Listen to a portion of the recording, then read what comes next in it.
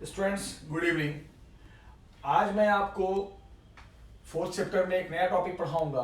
Topic का नाम है मोशन इन 2D यानी मोशन इन प्लेन।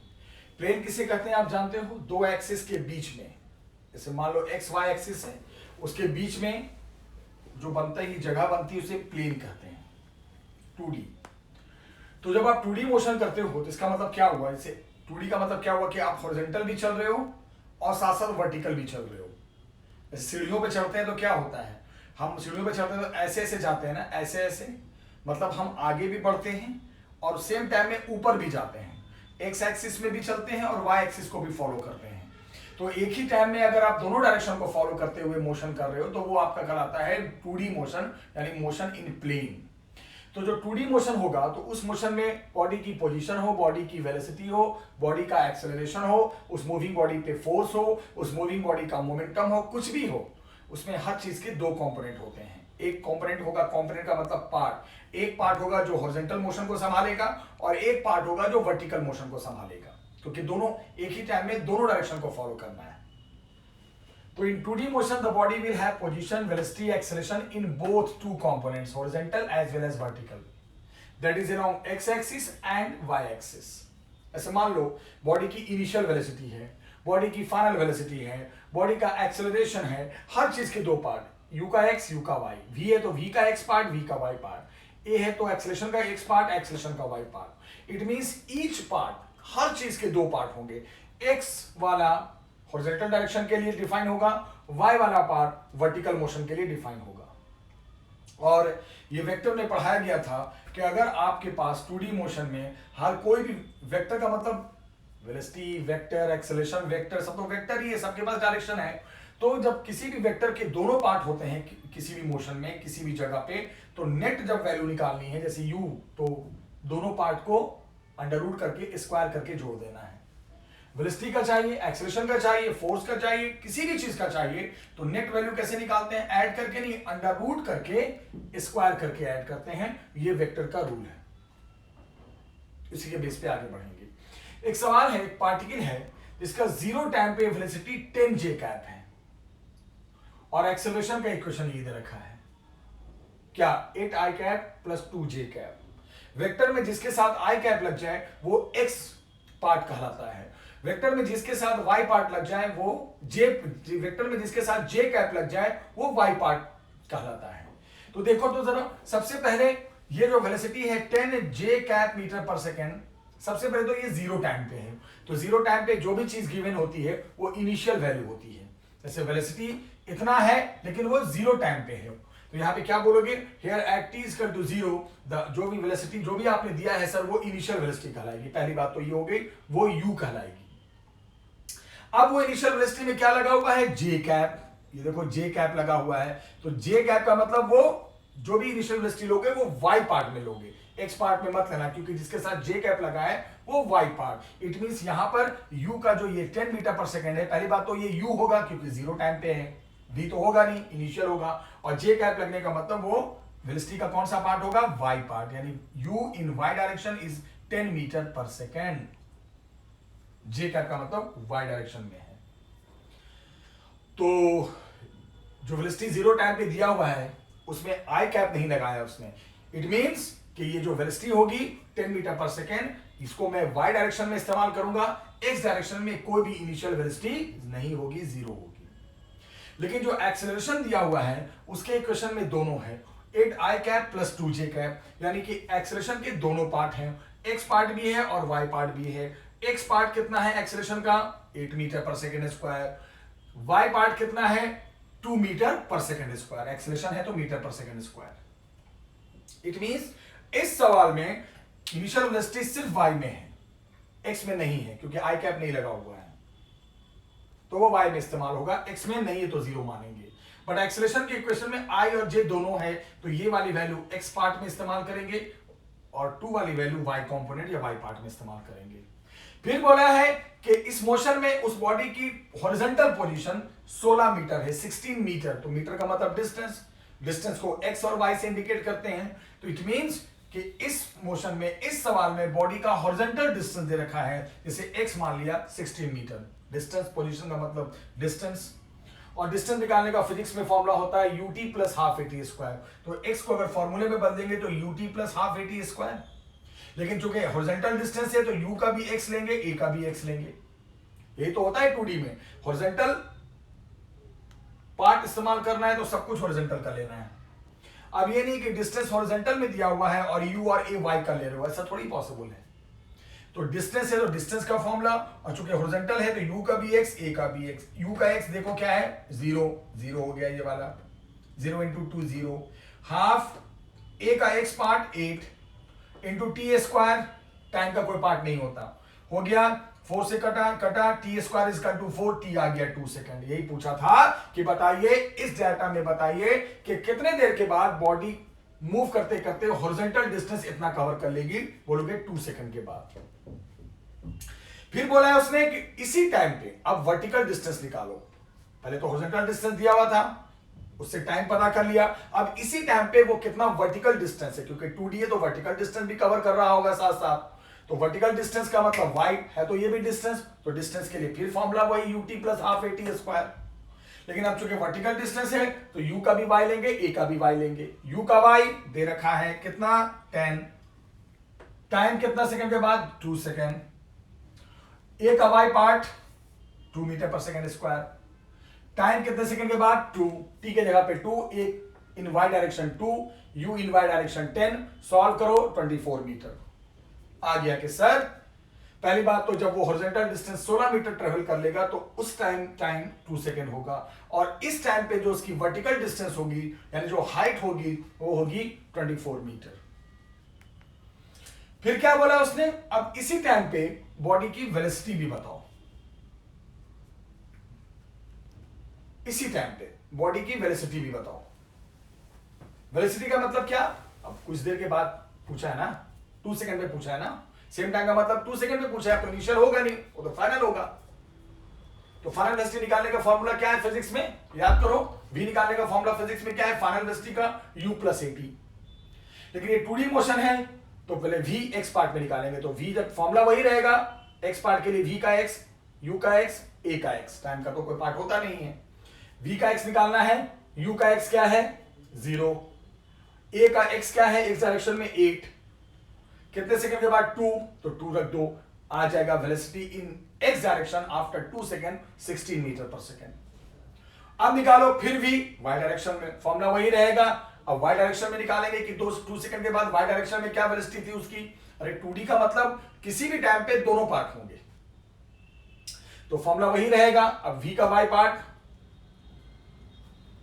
तो v का equal to u plus a t, formula वही, y part y part y part, v का y पार्ट के लिए u का y लेंगे तो u का y तो यहां 0 है इस सवाल के अकॉर्डिंग, सॉरी u का y 0 नहीं 10 है, x में 0 था ना, u इन y तो 10 है, a in y direction 2, time भी 2, सॉल्व करो 14 मीटर पर सेकंड।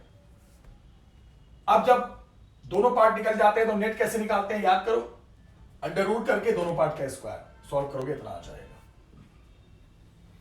सबसे पहले तो बताओ, अगर मान लो ये जो वेलोसिटी 10 j कैप लिखा है, मान लो इसमें लिखता है 10 j cap plus 5 i cap velocity में, तो यहां पे u का x भी होता और u का y भी होता, तो u का x जो 0 ले रहे हैं वहां पे 5 लेते, लेकिन यहां पे चूंकि वेलोसिटी सिर्फ 10 j कैप है तो इसका मतलब x डायरेक्शन में लेंगे, वो जो u लेंगे y में लेंगे, x में नहीं लेंगे। और इसको u क्यों माना, क्योंकि 0 टाइम पे जो होगा वो u ही कहलाएगा, वेलोसिटी इनिशियल कहलाएगी।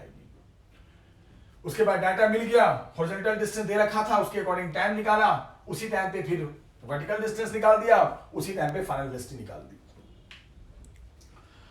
अब बेटा एक नया टॉपिक शुरू करने जा रहा हूं, प्रोजेक्टाइल मोशन।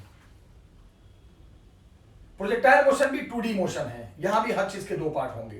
तो किसे कहते हैं प्रोजेक्टाइल मोशन, देखो लिखा है मैंने, it is a 2D motion under the gravity, मतलब ये 2D मोशन ग्रेविटी के कंट्रोल में होता है, हमारे कंट्रोल में नहीं होता, ग्रेविटी से कंट्रोल करती है, अर्थ की ग्रेविटेशन। हेयर बॉडी जिसे प्रोजेक्टाइल कहते हैं, thrown with certain velocity u at certain angle of projection theta. यहां पे बॉडी को x और y एक्सिस के बीच में मोशन कराया जाता है, और इस मोशन में बॉडी को जो वेलोसिटी दी जाती है वो एक सर्टेन एंगल पर रख के दी जाती है। जब आप दोनों एक्सिस के बीच में किसी बॉडी को फेंकोगे तो ऑब्वियस सी बात है एंगल पे ही फेंकोगे। तो इस मोशन में बॉडी को एक्स और वाई एक्सिस के बीच में हॉरिजॉन्टल और वर्टिकल दोनों डायरेक्शन को फॉलो करते हुए मोशन कराना है, और जिस वेलोसिटी से फेंकेंगे उसे वेलोसिटी ऑफ प्रोजेक्शन कहेंगे, u स्टार्टिंग, और जिस एंगल पे फेंकेंगे उसे एंगल ऑफ प्रोजेक्शन कहेंगे, थीटा एंगल ऑफ प्रोजेक्शन। और इस तरह का मोशन जो होगा उसे प्रोजेक्टाइल मोशन कहेंगे, याद रखना, this is called projectile motion. और आपको मैं एक बात और बता दूंगा, ये जो पाथ होता है ना प्रोजेक्टाइल के चलने का, ये जो रास्ता होता है ना, इसे पैराबोलिक पाथ कहते हैं, याद रखना, parabolic, this is called parabolic path, याद रखना बेटा। ये जो पाथ देख रहे हो ना, this path is called parabolic path, इसको मैं प्रूव भी कराऊंगा, ये पैराबोलिक पाथ होता है, याद रखना। ऐसे पाथ को पैराबोला कहते हैं, parabolic path, this path is called parabolic path. तो प्रोजेक्टाइल मोशन में कोई भी बॉडी जो पाथ फॉलो करती है वो कैसा पाथ फॉलो करती है, पैराबोलिक, ऐसे पाथ को, इस पॉइंट को क्लियर रखना, पैराबोलिक पाथ। और दूसरी बात, एक बात और ध्यान से सुनो, ध्यान से सुनना, ध्यान से समझना, इस प्रोजेक्टाइल मोशन में जिस बॉडी को आपने फेंका है वो प्रोजेक्टाइल कहलाता है, body is called projectile and the motion is called projectile motion, ठीक है। तो body is called projectile motion, और जिस बॉडी को आपने फेंका है उसको कहते हैं प्रोजेक्टाइल।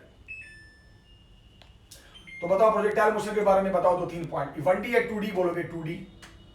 यहां पे बॉडी जिस वेलोसिटी से बॉडी को फेंकेंगे उसे कहेंगे वेलोसिटी ऑफ प्रोजेक्शन, जिस एंगल पे फेंकेंगे उसे कहेंगे एंगल ऑफ प्रोजेक्शन, और ये जो पाथ फॉलो करेगा इसे कहेंगे पैराबोलिक पाथ, पैराबोलिक पाथ। और ये अंडर द ग्रेविटी होता है, जैसे हमने एक बार फेंक दिया तो फिर हम थोड़ी उसको लटक के पहुंचाएंगे, वो तो ग्रेविटी के कंट्रोल में होगा, हमारे कंट्रोल से बाहर हो जाएगा, याद रखना। तो project it is a 2D motion under the gravity, here the body जिसको फेंकते हैं उसे projectile with certain velocity u and certain angle of projection, and it follow the parabolic path, parabolic path, याद रखना। इतना क्लियर हो गया। अब बेटा आपको प्रोजेक्टाइल में 4 डेरिवेशन करने हैं, वो चारों में कराऊंगा, आज 2 कराऊंगा, अगली क्लास में 2 कराऊंगा, लेकिन डेरिवेशन बहुत आसान हो जाएगा अगर मेरी बातों को कुछ आप याद रखोगे। ये 2D है तो हर चीज के 2 पार्ट होंगे, जैसे जिस वेलोसिटी से फेंका आपने इनिशियल, इसके भी 2 पार्ट होंगे, इधर x पार्ट, इधर y पार्ट। फिर मैंने वेक्टर में आपको पढ़ाया था, याद है, कि अगर किसी भी वेक्टर, वेलोसिटी तो वेक्टर ही तो है, जो भी वेक्टर हो जिसकी डायरेक्शन हो, और आपको उसका पार्ट लिखना है, कंपोनेंट लिखना है, तो जिधर एंगल बन रहा है उधर के पार्ट में कॉस लग जाता है, और जिधर एंगल नहीं दिख रहे उधर साइन बन जाता है। तो ये जो वेलोसिटी आपने दिया है उस बॉडी को, वो थीटा एंगल पे दिया है, किसके साथ, एक्स एक्सिस के साथ। तो इसका जो एक्स पार्ट होगा उसमें कॉस लगेगा और वाई पार्ट में साइन लगेगा। वेक्टर में याद करो, एंगल की तरफ का पार्ट हमेशा कॉस में आता है, और जिधर एंगल नहीं दिख रहा है उधर साइन में आता है। ये हो गया यू का दोनों पार्ट। फिर आते हैं एक्सेलरेशन में। एक्सेलरेशन बेटा अभी मैंने क्या पढ़ाया, ये मोशन हमारे कंट्रोल में होता है, ग्रेविटी के कंट्रोल में होता है, और अर्थ हर चीज को किधर खींचती है, ऐसे नीचे खींचती है, मतलब नीचे फोर्स लगाती है, और जिधर फोर्स लगेगा उधर ही एक्सेलरेशन होगा। तो यहां पे जो एक्सेलरेशन होगा वो एक्स डायरेक्शन में नहीं होगा, ग्रेविटी का इफेक्ट वाई में होता है, फोर्स वाई में लगाती है अर्थ, तो एक्सेलरेशन भी वाई में होगा, एक्स में नहीं होगा, याद रखना पेपर पर। एक्स डायरेक्शन में अगर प्रोजेक्टाइल का एक्सेलरेशन कहीं पे भी देखना है तो वो 0 लेंगे, because this is not in our control, this is in the control of gravity, और ग्रेविटी वाई डायरेक्शन में होती है, एक्स में नहीं होती। और वाई डायरेक्शन में एक्सेलरेशन ड्यू टू ग्रेविटी को जी लेते हैं, वही 9.8। लेकिन माइनस लेंगे, बोलोगे माइनस क्यों लिया सर आपने। ये प्रोजेक्टाइल देखो नीचे कैसे जा रहा है, नीचे से ऊपर, अगेंस्ट द ग्रेविटी गया है। हम नीचे से ऊपर जाते हैं तो अगेंस्ट द ग्रेविटी ना, अर्थ खींचती है नीचे, प्रोजेक्टाइल जा रहा है ऊपर, तो ये प्रोजेक्टाइल अगेंस्ट द ग्रेविटी गया है, तो जो वाई डायरेक्शन में हम एक्सेलरेशन लेंगे वो पहली बात तो जी बट माइनस लगा के लेंगे, रिटार्डेशन अगेंस्ट द ग्रेविटी। बोलोगे सर फिर ए पे पहुंचने के बाद, हाईएस्ट पॉइंट पे पहुंचने के बाद फिर तो वो विद ग्रेविटी हो गई, फिर तो नीचे ही आ रही है, तो बाद में तो वही प्लस जी लेना चाहिए। पहले अगेंस्ट द ग्रेविटी तो ठीक है माइनस जी लिया आपने वाई डायरेक्शन में, लेकिन बाद में तो आपको प्लस जी लेना चाहिए। ऐसा नहीं होता, जो स्टार्टिंग में इफेक्ट होता है वही कंसीडर किया जाता है। अगर स्टार्टिंग में वो अगेंस्ट द ग्रेविटी है तो थ्रू आउट द मोशन वो माइनस जी ही रखना है, प्लस जी के बारे में सोचना भी नहीं है। इन द बिगिनिंग जो इफेक्ट होता है वही थ्रू आउट द मोशन लिया जाता है, बाद में भले प्लस जी हो जाए, बाद में भले ही विद ग्रेविटी हो जाए, we will not consider. 4 point याद हो गया, u का x part u cos theta, u का y part u sin theta. Projectile है तो दोनों पार्ट होंगे, 2D है, इसका काम होगा आगे बढ़ाना, इसका काम होगा यहां से ऊपर उठाना। एक्स डायरेक्शन में कोई एक्सेलरेशन मत लेना क्योंकि ये मोशन अंडर द ग्रेविटी होता है, और वाई डायरेक्शन में चूंकि अगेंस्ट द ग्रेविटी गया है, नीचे से ऊपर गया है, तो वो जी लेंगे क्योंकि एक्सेलरेशन जो ग्रेविटी होती है उसको जी से इंडिकेट करते हैं 9.8, लेकिन वो चूंकि अगेंस्ट द ग्रेविटी है तो माइनस जी रिटार्डेशन माना जाएगा। एक और पॉइंट याद रखना, आप जानते हो ये मैंने पढ़ाया भी था, आपने 9th में भी पढ़ा होगा कि हाईएस्ट पॉइंट पे पहुंचने के बाद बॉडी की वेलोसिटी जीरो हो जाती है एक पल के लिए। तो हाईएस्ट पॉइंट पे जब वो प्रोजेक्टाइल पहुंचेगा यानी ए पॉइंट पे, तो जो फाइनल वेलोसिटी यानी जो वी होगी, यू नहीं, यू तो इनिशियल होता है, वी वो जीरो होगी हाईएस्ट पॉइंट पे। लेकिन कौन सा जीरो होगा बताओ जरा, कौन सा पार्ट? वेलोसिटी के 2D है तो बताना पड़ेगा ना सर कि कौन सा पार्ट जीरो होगा, हॉरिजॉन्टल पार्ट या वर्टिकल पार्ट। यहाँ पे वर्टिकल पार्ट वी का जीरो होगा क्योंकि इसके बाद अब ऊपर नहीं जाना, अब नीचे आना है। आगे तो बढ़ रहा है, आगे तो बढ़ता ही जा रहा है, तो यहाँ पे वेलोसिटी का एक्स पार्ट जीरो नहीं होगा, वाई पार्ट जीरो होगा क्योंकि ऊपर नहीं जाएगा। ये 5 पार्ट याद रखो, मैं प्रोजेक्टाइल आसान कर दूंगा। पहला पार्ट यू के दोनों पार्ट याद रखना, यू कॉस यू साइन। दूसरा कॉन्सेप्ट, ये प्रोजेक्टाइल अंडर द ग्रेविटी होता है तो ग्रेविटी का एक्सेलरेशन रिटार्डेशन जो भी होना है वो वाई डायरेक्शन में होता है, वाई में होगा, एक्स में एक्सेलरेशन नहीं होगा क्योंकि हमारे कंट्रोल में नहीं है, ग्रेविटी के कंट्रोल में है। फेंक दिया तो ग्रेविटी कंट्रोल कर रही है, और चूंकि ये नीचे से ऊपर गया है, अगेंस्ट द ग्रेविटी गया है, तो अगेंस्ट द जो ग्रेविटी होगा उसमें माइनस जी लग जाता है। नेक्स्ट पॉइंट क्या है बेटा, हाईएस्ट पॉइंट पे पहुंचने के बाद फाइनल वेलोसिटी जीरो हो जाएगी, लेकिन कौन सी जीरो हो जाएगी? हॉरिजॉन्टल डायरेक्शन वाली नहीं, वाई डायरेक्शन वाली, क्योंकि ऊपर नहीं जाएगा, आगे तो बढ़ता ही रहेगा, तो final velocity in Y direction zero हो जाएगी।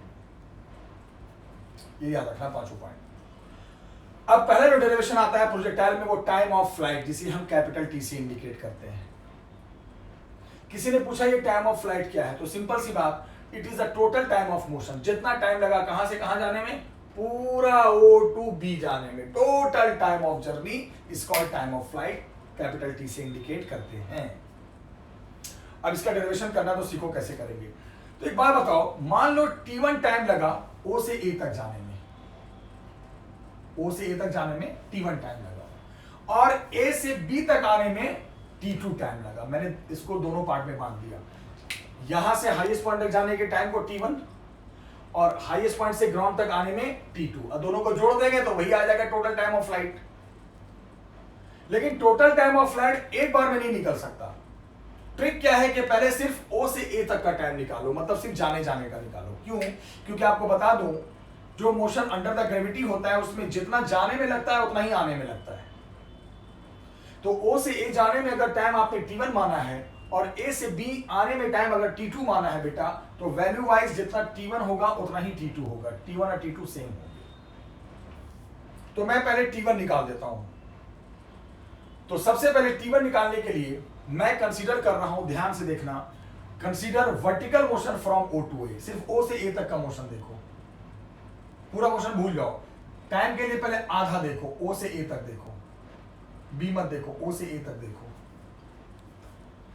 और O से A तक कौन सा मोशन देखो, वर्टिकल मोशन देखो, हॉरिजॉन्टल नहीं, वर्टिकल देखो।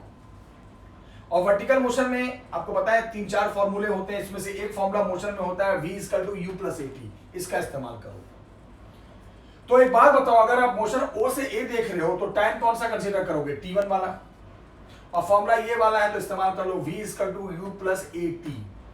वर्टिकल है तो V का Y, U का Y, A का Y, और O से A जाने में क्या टाइम लग रहा है, T1, तो T1 रख दिया आपने फॉर्मूला। कौन सा फॉर्मूला यूज किया, V = U + AT वाला,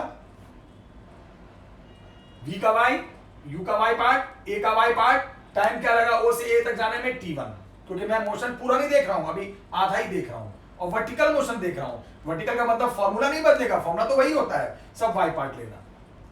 अब बताओ V का Y 0, देखो V का Y 0, U का Y part U sin theta, U का Y part U sin theta, A का Y -G होता है, A का Y -G × T1, सब वैल्यू रख दी, ये बन गया।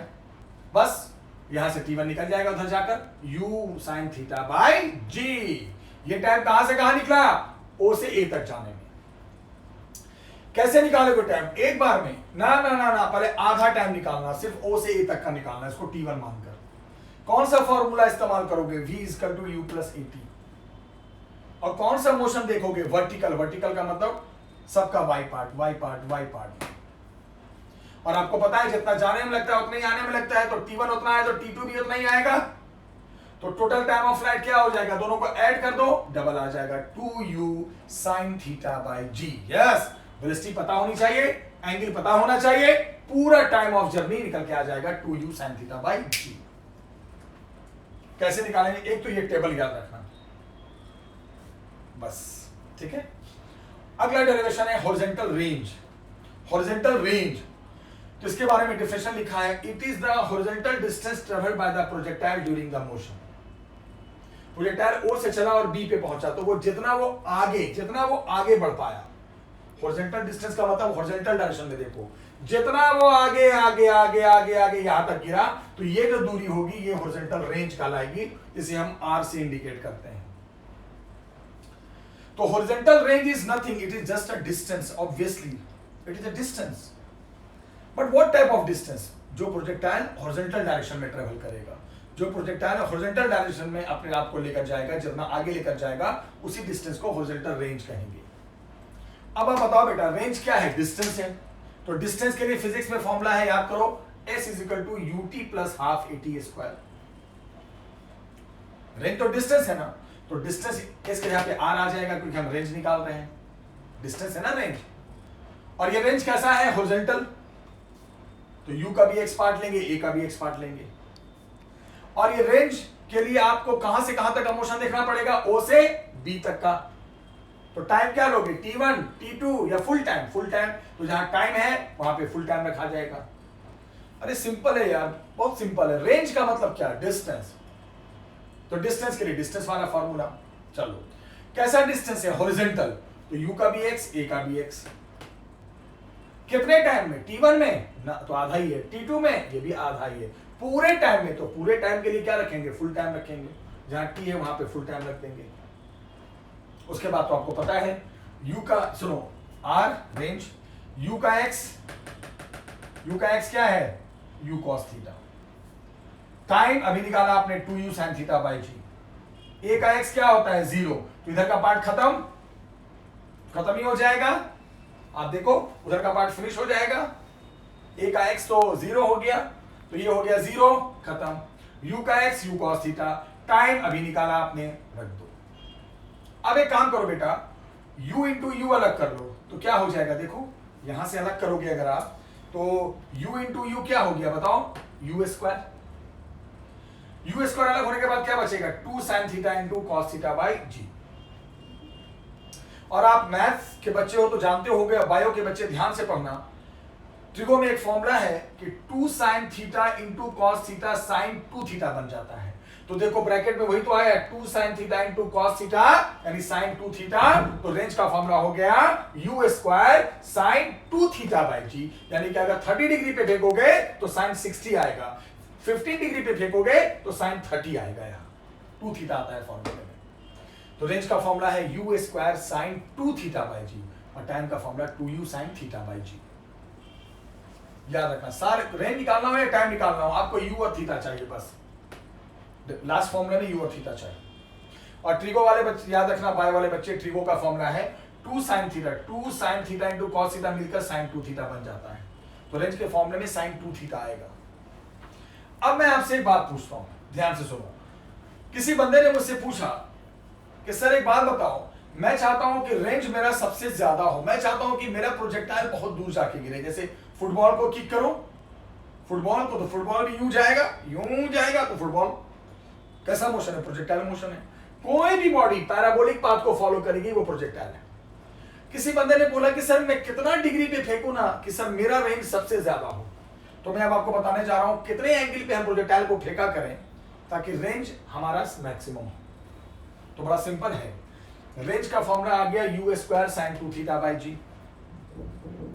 अब बेटा सोचो, रेंज मैक्सिमम करना है, तो देखो लिखा है now range to be maximum. दिमाग लगाओ, रेंज तभी मैक्सिमम होगा जब sin 2θ मैक्सिमम हो, क्योंकि जितना ये बढ़ेगा उतना ये बढ़ेगा। तो रेंज मैक्सिमम होने के लिए साइन 2 थीटा को मैक्सिमम होना पड़ेगा।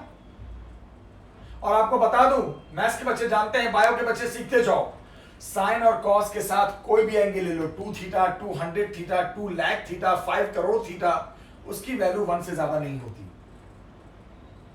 तो रेंज मैक्सिमम तभी होगा जब साइन 2 थीटा मैक्सिमम हो, और साइन 2 थीटा मैक्सिमम का मतलब उसकी वैल्यू 1 हो, ये फिक्स है, 1 होती है। तो साइन 2 थीटा 1 का मतलब 2 थीटा 90 हो, साइन 91 होता है, यानी थीटा 45 हो। यस, मिल गया आंसर कि सर 45 डिग्री पे फेंकोगे तब तो आपका रेंज मैक्सिमम होगा, यानी कि at theta is equal to 45 degree range maximum होता है। सिर्फ एक ही एंगल है, 45 डिग्री पे फेंकने पे प्रोजेक्टाइल सबसे ज्यादा दूर जाके गिरेगा, मैक्सिमम रेंज होगा। तो अब बताओ, अगर मैक्सिमम रेंज पूछ दे तो उसमें सिर्फ रेंज पूछे तो ये फॉर्मूला लेना, और मैक्सिमम रेंज पूछे तो सिर्फ यू स्क्वायर बाई जी लिखना, क्योंकि वहां तो साइन 2 थीटा 1 हो जाता है। तो मान लो एक क्वेश्चन आया कि मैक्सिमम रेंज निकालो और एंगल नहीं दिया, तो उसमें एंगल से क्या मतलब, वो तो एंगल फिक्स है 45 डिग्री में, तो फिक्स है कि ये साइन 91 होगा, U square by G, maximum के लिए U square by G, sine 2 theta गायब हो जाता है, 1 बन जाता है। तो एक बात बताओ, टाइम ऑफ निकालना है पूरे जर्नी का टाइम, तो क्या सीखा आपने, एक बार में नहीं, पहले आधा टाइम निकालेंगे, डबल कर देंगे, और आधे टाइम के लिए कौन सा मोशन देखेंगे, वर्टिकल मोशन देखेंगे, सबका वाइट पार्ट, और फॉर्मूला ये वाला इस्तेमाल करेंगे, ये चीज याद रखना। रेंज निकालना है तो पूरी horizontal distance, range is distance, कैसा, हॉरिजॉन्टल, तो डिस्टेंस रेंज के लिए डिस्टेंस वाला फॉर्मूला, और चूंकि हॉरिजॉन्टल डायरेक्शन में रेंज है, डिस्टेंस हॉरिजॉन्टल है, तो यू का एक्स, ए का एक्स, बाकी सारा डाटा से निकाल के रख दो, यहाँ पे टाइम निकल चुका है। ट्रिगो का फॉर्मूला लास्ट में लगा देना, 2 sin theta into cos theta आएगा, उसको sin 2 थीटा बना देना, रेंज का फॉर्मूला आ गया u square sin 2 theta by G. और मैक्सिमम कब होगा, जब ये मैक्सिमम हो जाए, यानी कि मैक्स साइन की, साइन और कॉस की मैक्सिमम वैल्यू 1, तो उसके according theta 45, it means 45 degree पे रेंज मैक्सिमम होगा, और वो रेंज होगा क्या, मैक्सिमम करोगे तो ये 1 हो जाएगा, तो u square by G, maximum range ये, और नॉर्मल एंगल पे रेंज ये। और ये 2D मोशन के सवाल आपने देख लिए। 2D मोशन में हर चीज के 2 पार्ट, और नेट निकालना है किसी चीज का, तो दोनों पार्ट का स्क्वायर करके अंडर रूट कर देना, नेट वैल्यू, एग्जैक्ट वैल्यू, ठीक है। तो अगली क्लास में मैं आपको बचे हुए 2 डेरिवेशन कराऊंगा, क्वेश्चंस कराऊंगा, ठीक है। इसको पढ़ना, रिकॉर्डिंग को बार बार देखना, लेकिन जरूर अच्छे से करना, क्योंकि नया टॉपिक है, ठीक है बेटा। आज के लिए इतना ही रखते हैं, थैंक यू वेरी मच।